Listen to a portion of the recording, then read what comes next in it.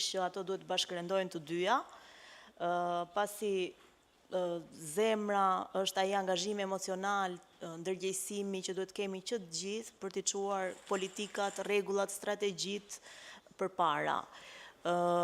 Ne aktualisht, sikurse e thash pak edhe para se të niste diskutimi në panel, jemi vetëm brenda këtij muaji kemi miratuar një ligj i cili është një nga hapat më konkret që ka ndërmarrë Shqipëria në fushën e mjedisit, vitet e fundit, për t'ju përafruar dhe direktivave, strategjive, rregulloreve të Bashkimit Evropian. Është ligji për menaxhimin e integruar të mbetjeve, i cili në bazë ka dhe parimin do të si paguan, që është një nga bazat dhe të ekonomisë qarkulluese, dhe sigurisht janë dhe 3 projekt ligje që përsëri janë në proces, janë duke kaluar gjitha komisionet e nevojshme, shumicën prej tyre i kanë kaluar tashmë dhe janë vetëm në fazë miratimi në kuvend. Janë projekt ligje të cilat në bazë kanë përsëri këtë parim, por doja të shtoja që në kuadër të asaj nëse është zemra apo vetëm mendja, sigurisht që në këtë projekt ligje ka një rol të dedikuar ndërgjegjësimit të gjithë qytetarëve, të gjitha bizneseve dhe institucioneve. Pra kjo vjen që nga pra në një farë mënyrë është mendja, po që dhigjet nga zemra në një farë mënyrë. Nuk e di kush është e para, është zemra ajo që inicion dhe pastaj është mendja që i harton edhe i përkthen në strategji, në politika, në ligje. Pra, këtë nuk dim të ndajmë, por që janë të dyja dhe duhet të bashkërendojnë të dyja, për këtë jemi të sigurt. Okej, perfekt. Tani kalojmë pak fjalën tek Gëzimi. Gëzim, ti vjen me një background të një ekoaktivisti, ku natyra është pjesë e pandashme e aktivitetit tuaj. Nga përvoja juaj në terren, çfarë shtyn njerëzit që të veprojnë për mjedisin, frika nga ndëshkimi apo dashuria për natyrën? Spari, shumë faleminderit për ftesën, një temë shumë interesante dhe më pëlqeu fakti që më ke rendit tek pjesa e mbrojtësit zemrës, sepse realisht aty është edhe fokusi im. Unë fakt punoj për organizatën Alp Natyra dhe jemi një organizatë mjedisore të shtrirë thellë në komunitete dhe kemi parë se sa vlerë ka komunitetin e gjitha nismat që ne kemi nisur. Njerëzit prirën gjithmonë që ta mbrojnë ato që duan edhe ta shohin të marrin një pjesë përkatësie në ato që kanë të vetën. Marr shembullin për këtu të parkut që ne kemi aty në Librazh, që është parku Shebenikut, edhe janë institucionet që gjithmonë mundohen të imponojnë atë ligjin, por që në moment që shkon tek komuniteti shihen si dy palë të kundërta. Ndërkohë që janë duke punuar për të njëjtën kaos, për mbrojtur mjedisin.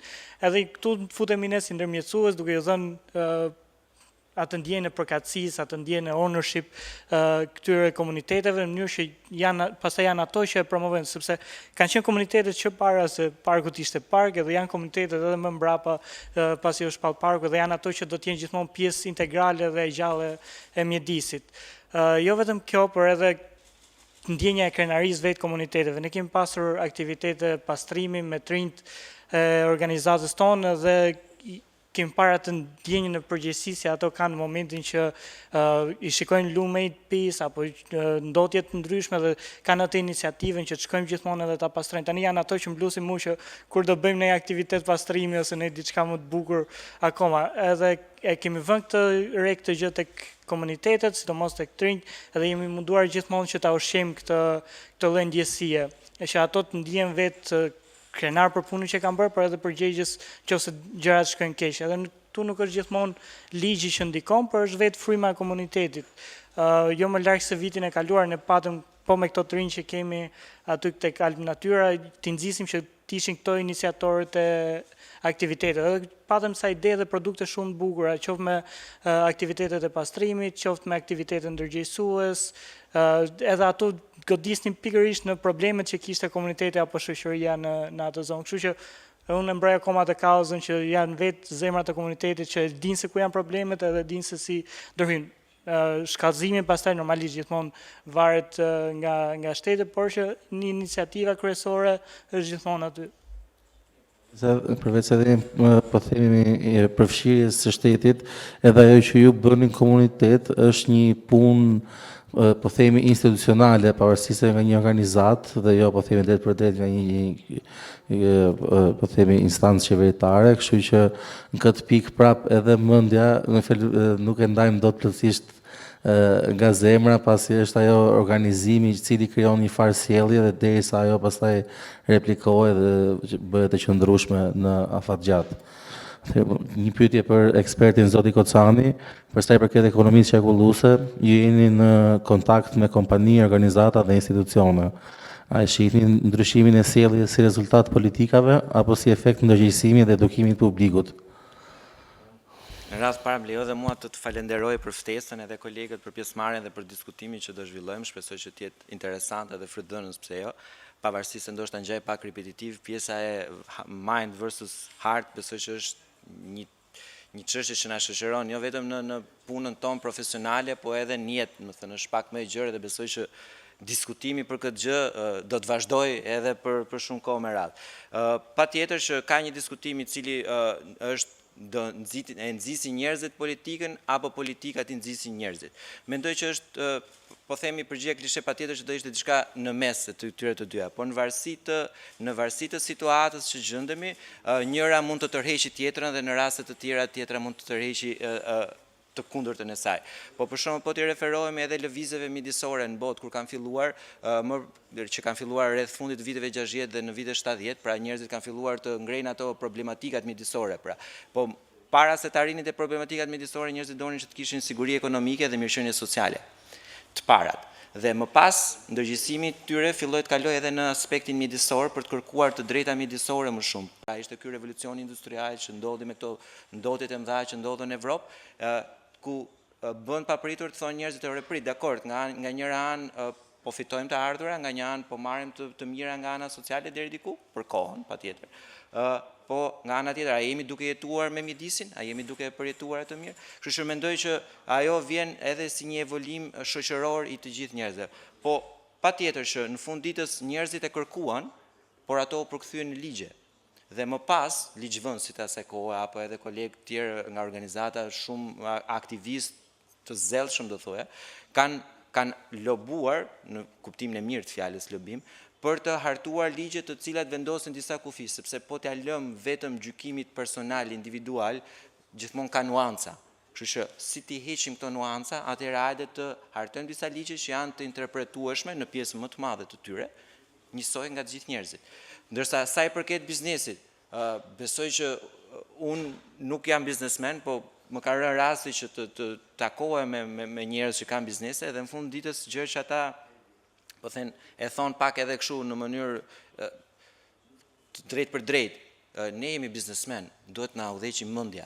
Dhe patjetër në momente të caktuara kur duhet bëjmë ato vendimarrjet, patjetër që ka edhe ndjesi zemre, por në fund ditës duhet jemi teknikë dhe duhet jemi qartë. Dhe personalisht mendoj që në varësi edhe të kontekstit, patjetër se nuk kemi qenë që nuk kemi ndjenja, mendoj që mendja është ajo që na udhëheq në pjesën më të madhe të vendimarrjeve tona të përditshme, patjetër në momente të caktuara të ditës është edhe zemra. Në këtë drejtim do thoya që edhe bizneset, pra diskursi për ekonominë qarkulluese, po ta marrim, është patjetër mjedisor, por nga ana tjetër është edhe ekonomik, që do të thotë që bizneset po shohin oportunitete të reja për të fituar të ardhur apo diversifikuar portofolin e tyre për të arritur qëllimin fundor që ata kanë, të krijojnë sa më shumë të ardhura. Pikërisht dhe mua kjo më pëlqen tek ekonomia qarkulluese sepse në një farë mënyrë eliminon elementin greenwashing. Pra sepse nuk është me qëllimi parësor vetëm të bëj diçka promjedisore, por është edhe njëkohësisht për financat qëndrueshme. Dhe kur shkojmë në këtë pikë, domethënë heqim këtë pjesën, po themi që kishte një stigmë lëvizja promjedisore, që ishte po themi greenwashing pra përdoren më shumë para se sa efikasitet po gjenerohet. Dhe për këtë gjë më vjen mirë si thjesht për ta bërë edhe më tepër si debat edhe me kolegët, patjetër pse jo. Ideja është greenwashing patjetër, po greenwashing mund të jetë edhe për social washing, apo diçka tjetër. Pra mund të jetë edhe në komponentë të tjerë të jetës. Patjetër që ka pas një moment ku çështjet midisore kanë arritur atë pikën kulmore të vlimit të tyre, dhe patjetër që ne në një moment të caktuar duhet ndalojmë edhe të shohim a jemi duke bërë mirë këtë, pra se duhet ketë pika kontrolli. Prandaj them që legjislacioni në një moment të caktuar është ai që na jep indikatorët dhe pikat e kontrollit për të kuptuar po eci mirë, a duhet të shtojmë diçka tjetër, mos duhet sjellim dikë tjetër pjesë e grupit vendimarrës, pra për të sjell për shembull zërin e komuniteteve, a janë komunitetet përfshira sa duhet, pra a është pjesa e zemrës ajo që se nuk mund të jetë 100% mendje, patjetër që ka një amalgamim të dy proceseve.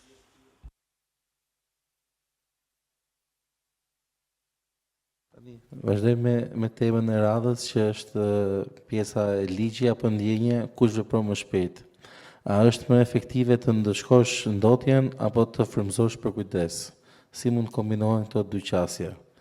Pra në një farë mënyrë për zëvendës ministrin do kisha një pyetje ose më saktë që të marrim një orientim se si funksionojnë inspektimet, ligjet apo stimulet fiskale drejt këtij rrugtimi të cilit po flasim. Po, atëherë sikur se përmenda edhe pak më parë, ne jemi në proces të miratimit të disa projekt ligjeve, të cilat rregullojnë pikërisht këtë që sapo ju përmendët. Disa prej këtyre ligjeve janë aktuale, por kanë qenë vetëm në kuadër deklarativ. Dhe ne jemi munduar që duke përfshirë disa mekanizma të cilët na identifikojnë këta indikatorë dhe na ndihmojnë t'i masim këto indikatorë, t'i bëjmë këto ligje t'i bëjmë të ekzekutueshëm. Kështu që mendoj se në vazhdimsi qasja dhe vizioni i Shqipërisë është që të orientoj këto ligje drejt ligjeve të cilat do të përkthehen objektiva nga strategjik në objektiva të matshëm, smart. Shumë e qartë, ose mund flasim edhe për pjesën e stimulimeve fiskale ose për shembull asaj që quhet që e përmendet ju më përpara pjesa e taksimit ose ndot si paguan. Për shembull një nga që mund të marrim si shembull është për pjesën e pagetimeve të ripërdorshme, për shembull në vendet zhvilluara në Bashkinë të Skocisë dhe Gjermanisë kanë filluar disa nisma që kush porosit delivery apo take away, po themi me një përdorimshe, ka një taksë ekstra prej 50 cent dhe kush përdor reusable, pra të ripërdorshmet, ato nuk kanë asnjë, po themi, ekstra taksë. Atëherë, sigurisht që ne gjatë hartimit të strategjive, të ligjeve, të politikave, marrim modelet më të mira evropiane në konsiderat dhe bën analiza se cilat modele janë dhe ato që na përshtaten më shumë. Në kuadër të këtyre nismave që ju po përmendni, unë dua të theksoj që ne kemi përfshirë në këto projekt ligje aktualisht penalitetet që kanë një diapazon caktuar dhe ndërshkohen në masa sipas shkeljes që bëhet. Megjithatë, këto do të shoqërohen sigurisht dhe me akte nënligjore të tjera, të cilat do të përfshin këtë fushën, pjesën e motivimit apo edhe të nismave që i vinë në ndihmë bizneseve për motivim edhe për rikthim, si thua të. Shumë gjë mirë kjo, sepse është në farë një incentiv që sipërmarrësit shkojnë drejt kësaj orientimi, qasje. Kështu që tani kam një pyetje për gëzimin dhe është si reagojnë njerëzit kur shohin shembuj pozitiv në komunitet. Kjo është pak a shumë edhe në vazhdim të asaj që ti fole edhe më përpara nga përvoja personale. Atëherë, përpara se shkoj aty të kërkoj ndjes, sepse siç e tham, domethënë rruga e mesme ideale është gjithmonë e mesit mes zemrës dhe mendjes, por që asnjëherë nuk janë bizneset që nxisin iniciativa për qenë më green apo më friendly ndaj natyrës. Janë gjithmonë komunitete që kërkojnë diçka tillë, sepse shkurt nuk ka biznesi do të harxojë më shumë lek për qenë më i pastër. Janë gjithmonë komunitete që kërkojnë që bizneset të kenë një farë përgjegjësie mjedisore, le të themi, edhe këto pastaj nxisin përfaqësuesit e tyre dhe përfaqësuesit miratojnë ato ligjet. Ndërsa për sa i përket shembujve të mirë, mjedisore janë gjithmonë me ndikim të madh në komunitet, ajo që fola pak më parë, domethënë ishin ky grupi i trinjve që po bënin këto iniciativat kryesore që u dha shembull pastaj për trinjt e tjerë që donin të antarësoheshin për të qenë pjesë e kësaj gjëje ndryshe që po ndodhte. Por kemi vënë re edhe momentin që ne shkojmë në shkolla ndryshme për të bërë këtë edukim mjedisor, mund të flasësh tërë ditën se si është mjedisi apo se si ne po e dëmtojmë mjedisin, por nëse ti tregon realisht, domethënë i merr dhe i çon aty ku është kjo problemi kryesor, krijon një prekje emocionale tek ata dhe kjo ndikon pastaj që ato të ndërgjegjësohen akoma më shumë, mos ndosin më shumë, kërkojnë më shumë orientim drejt politikave të gjelbërta, qoftë edhe komunitetet e tjera, jo vetëm tek shkolla, duhet të them, tek kjo pjesë. Perfekt. Atë një pyetje për Ernin, domethënë shembuj të vendeve ku ligji për shembull është efektiv vetëm kur mbështetet nga kultura sociale, ose është okay, do të thënë do ishte shumë e lehtë për ne që thoshim që të marrim ligjin suedez edhe ta aplikojmë në Shqipëri, po do të merrnim edhe gjithë suedezët i sillim në Shqipëri. Kështu që a do ishte kjo një zgjidhje e qëndrueshme, do përshtateshin dot suedezët në Shqipëri dhe të përshtateshim ne në Suedi, se edhe ne duhet shkonim diku. Kështu që do thoya që nuk mund, ne mund të kemi shembuj të ngjashëm, patjetër, që mund t'i marrim për bazë, për referencë, por patjetër duhet t'i kontekstualizojmë në kontekstin shqiptar. Ne jemi Ballkanas, ne jemi gjaknxet, ne jemi mesdhetar, nuk mund të merrim edhe kemi qef edhe t'i thyejmë pak rregullat, nuk është gjithmonë se duhet jemi strikt kundër rregullat, se kjo na karakterizon dhe nuk mund ta nxjerrësh dot nga uni jon. Po ndoshta edhe për të lidhur pak me pyetjen që i bëre kolegëve më përpara, a është gjithmonë kush është më, si thosh, kush ka impakt më të madh, Shkopja apo Karrota? Patjetër që të dyja, përderisa janë parashikuar, të dyja kanë ato momentet e veta që duhen përdoren. Dhe për shembull pa hyrë shumë teknikalitete, se s'besoj që është ky rasti, po. Edhe në për ligj kur e lexon ligjin për menaxhimin e mbetjeve apo ligjin për mbrojtjen e mjedisit, të parat janë të renditura masat edukuese, e më pas në fund të ligjeve paraqiten edhe masat ndëshkuese. Pse? Sepse patjetër që ka nevojë të vendosen, siç e tham edhe në fillim, ka nevojë të vendosen disa rregulla të qarta për të gjithë. Ajo që unë mendoj nga ana tjetër është që masat edukuese janë më afatgjata për të dhënë rezultatin e tyre, sepse ne themi gjithmonë që të edukojmë brezat e ardhshëm. Por sa të edukosh brezat e ardhshëm, do duhet presësh minimalisht 10-15 vjet për të parë frytet. A do kishim ne durimin do të presim 10 vitet e ardhshme, po nga ana tjetër këta që janë sot, që operojnë sot, përfshi unë, përfshi gjithë ne, bizneset aktuale, të ndosin dhe të bëjnë gjërat, po themi që s'janë konform me ligjin, nuk besoj që kemi këtë luksin, kështu që patjetër që ka masa incentivuese, në incentivuese për mirë, pra shtyse për të qenë më të qëndrueshëm me mjedisin, ka dhe masa ndëshkuese. Për shembull në ligjin shqiptar për mbrojtjen e mjedisit është e parashikuar një nen atje që thot për bioetiketën. Bioetiketa është si një iniciativë stimuluese për bizneset, është e vështirë për të marrë, nuk është e thënë në shkollaj, për të marrë është më vështirë, pra po për të stimuluar bizneset për të qenë më miqësor mjedisin dhe duke gjetur rrugë të reja, pse jo edhe për të parë të ngjashmet e tyre në Evropë apo edhe më gjerë, për të qenë në kontekstin e mirëqenies mjedisore, sociale, po edhe ekonomike, sepse siç e thash, edhe e tham gjithë bashkë, në fund ditës bizneset janë të prirura nga të ardhurat.